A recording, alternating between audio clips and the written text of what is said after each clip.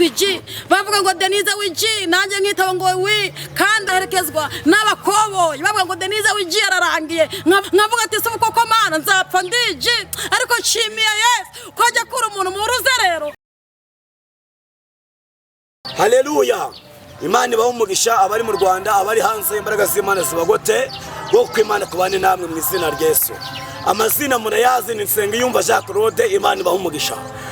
Dusenga buri wa gatandatu, turasenga ku wa kane turasenga, dusengera munsi ya Convention Center. Haleluya haleluya muri ADPR. Uzaza uhure n'Imana, Imana ishimwe cyane. No ku cyumweru turasenga, no mu gitondo turasenga, minsi yose duhora dusenga Imana. Habana niba ture waza ugasenga Imana. Imana ibaho umugisha rero, Imana ibaho imbaraga.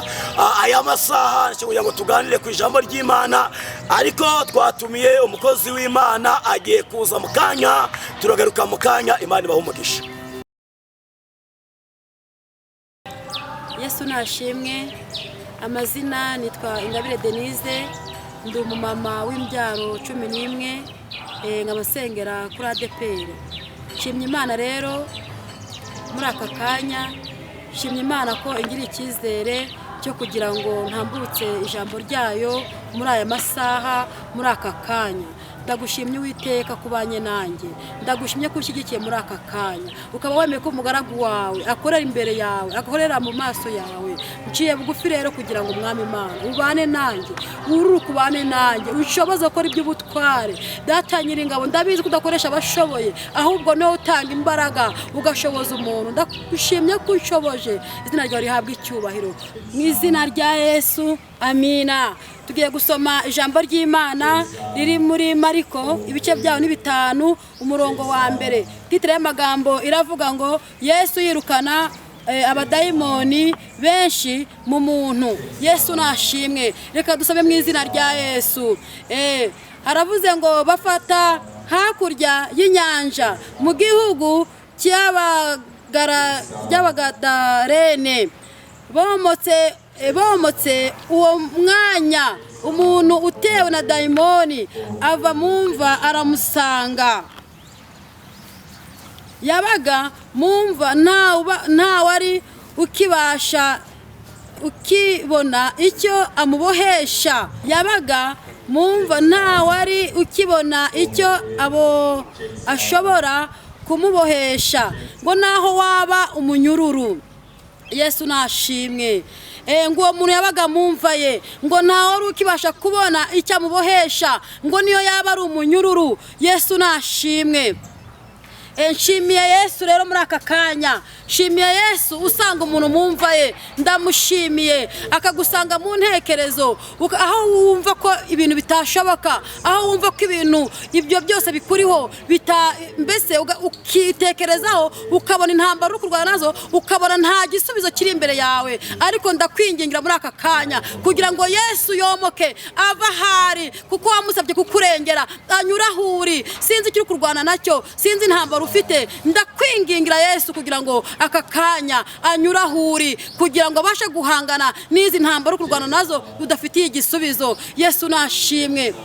Ndashima uyu mwami Yesu yasanze ngo uyu muntu ari mumva ye, ngo ntawe uri ukibasha kubona icyo amubohesha, ngo niyo yaba ari umunyururu, ngo ntawe uri ukibasha kumuboha, ngo yiberaga mumva ye. Ariko Yesu ahageze, Yesu ngo yomotse anyuze aho hantu, ngo akimubona dayimoni iribwiriza irangije irahunga. Yesu nashimwe. Nshimiye Yesu rero ujye unyura ahantu abantu barabuze uburyo bwo kukugira neza, abantu barabuze uburyo bwo kukurengera, ariko Yesu yahanyura agasanga uri mumva yawe, byarangiza agakora nawe by'ubutware. Njya nshimira umwami wacu Yesu, njya mushimira bitewe n'ukuntu ari ugusanga mwivata, akagusanga abadayimoni bagutabye, akagusanga abadayimoni bakuzirikiye, akaba witamura nk'umwami mwiza. Njya mushima Yesu rero nanjye ko yansanze mwivata ry'ibyaha, agasanga ndi mwimva yanjye, agasanga ndi mu ruzerero, yarangiza agategeka byose bikamwumvira, akaba yarankuye mu isaho ry'ibyaha. Yesu ndamushimiye. Ndagusaba rero mwene data wo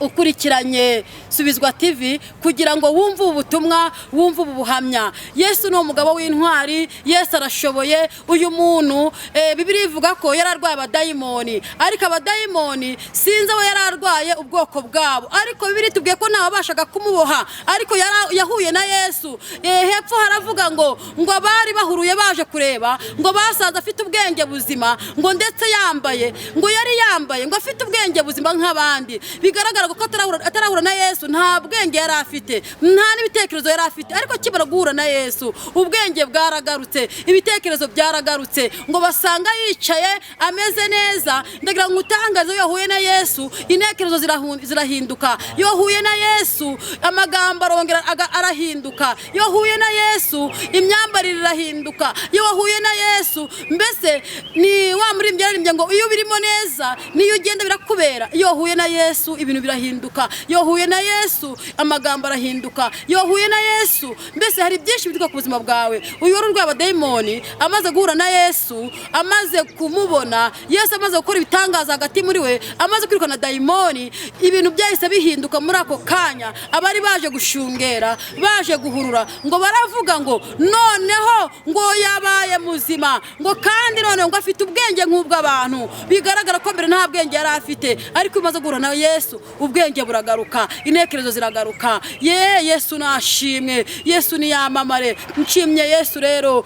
Imva Yesu yamusanzemo ngo yiberaga mu mva, wayigereranya n'abantu bo muri iyi minsi. Ntabwo wabwira umugabo uri mu nzoga, uri mu kabari, umubwira ko inzoga ari mbi, iyo ni imigozi uri kumubohesha, ariko aranga akayica agasura mu kabari. Ntabwo wabwira umukobwa ko kujya mu byaha, mu busambanyi, mu businzi, mu bujura, kunywa urumogi ari bibi ngo abyemere, kandi Satani kimutwaje igitugu. Icyo gihe ni imigozi umubohesheje, ariko aranga akayica. Ndakwinginga rero wowe wumva amagambo menshi ukayahinyura, ndagira ngo uhure na Yesu muri aka kanya, uhure na Yesu ari ucagagura ingoyi zikuboshye sinzi izo arizo, ariko nuhura na Yesu amateka arahinduka. Nuhura na Yesu arakora ibyanze guhinduka mu buzima bwawe. Ntabwo ushobora kubwira umwana w'umukobwa ngo umubwire ko abasore bari hanze aha ngaha ari ikibazo. Uba uri umubyeyi ukamuhana, ukamubwira ati mwana wanjye jya ugenda gutya, burya uba uri kumuzirikisha imigozi kugira ngo agume mu rugo rwawe, nawe uzambare ikamba ry'ababyeyi. Ariko umwana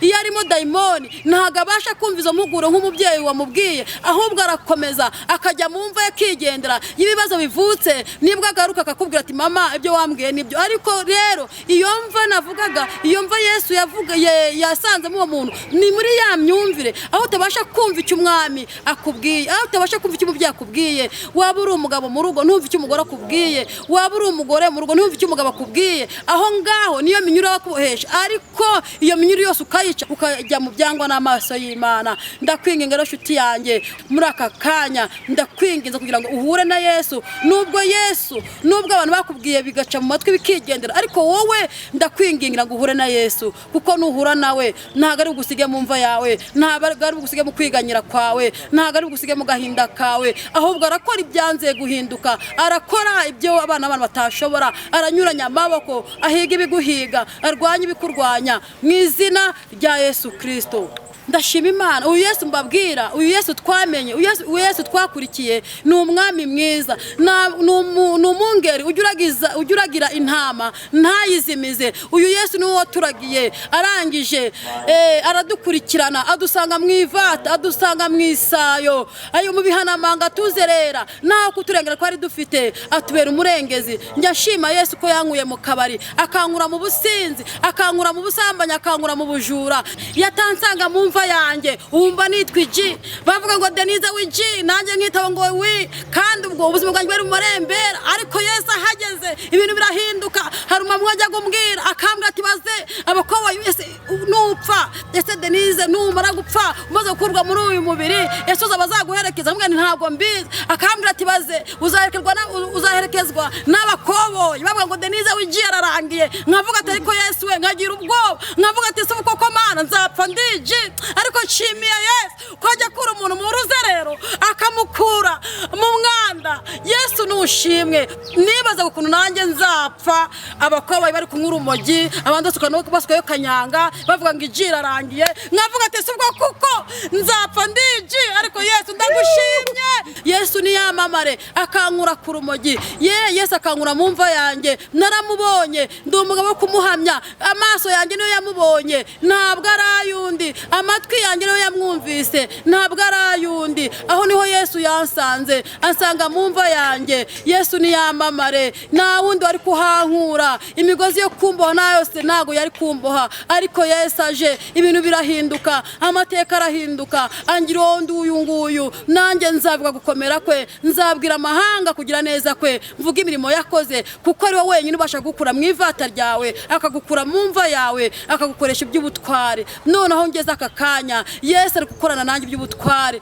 Yesu nashimwe, Yesu niyamamare. Haleluya Kristo. Ndi umugabo wo kuguhamya, wo kuvuga imirimo n'ibitangaza wakoze. Nzabwira amahanga gukomera kwawe, nzabwira isi yose gukora kwawe, kuko narakubonye. Nabonye uri Imana igira neza, nabonye uri Imana itabara bikagaragara, nabonye uri Imana. Nuhabwe icyubahiro rero. Ndagushime muri aka kanya ko hari benshi bari mu mva zabo, ariko Yesu akaba yurukiye kubarengera, akaba yurukiye kubatabara. Hari ibyakunanije, hari ibyagufashaho ijambo. Ibyo byose Yesu arabizi kandi arabishoboye. Ndategeka muri aka kanya mpagaze mu butware, kugira ngo gukora kw'Imana ya Yakobo, Imana igira neza, Imana itabara bikagaragara. Muri aka kanya irwana intambara utakwirwanirira, imiryango itarwana. Imana ikuvura imvune zo mu mitima, imvune zo mu mitima ntawe ubasha kuzirwana, nta n'ubasha kuzikiza, nta n'ubasha kuzimenya. Ariko Yesu w'i Nazareti, Yesu twakurikiye, amenya imvune zawe, amenya agahinda kawe, amenya umubabaro wawe. Yesu rero muri aka kanya ndamuhamagaye, ndamuraritse ngo aze mu byawe byanze guhinduka. Nange ntabwo nzi ko yamindura amateka, ariko yarampindura amateka, ankura mu ruzerero, aranyubakira mu rugo rw'umugisha. Yesu niyamamare. Haleluya. Ndagushimiye Yesu mwene Dawidi ko muri aka kanya harabwiye kura mu mva zabo, aho ibintu byose byananiranye, aho intambara zabizingiyeho, babona nta nzira, babona nta gisubizo, ariko wowe ukaba witamure nk'Imana, ukaba uje mu byabo. Rero ndakwinginga wowe ureba Subizwa TV, ndakwingingira kugira ngo ugume mu mavuta, ugume gusenga, ufate Yesu inshundura, ukomeze umukomeze, kuko mwene Dawidi aratabara, mwene Dawidi ni umurengezi. Ngaho rero wowe urkumva, komeza mukomeze, mukomeze. Ni umwami mwiza, ni umungeri utagize imizi ntama ye n'imwe, ngo niyo yabigeze kurehe ngo arayikurikirana, ngo paka akayikura aho yazimiriye. Ndamushima Yesu rero ko ajya asanga umuntu mu bihanamanga azerera,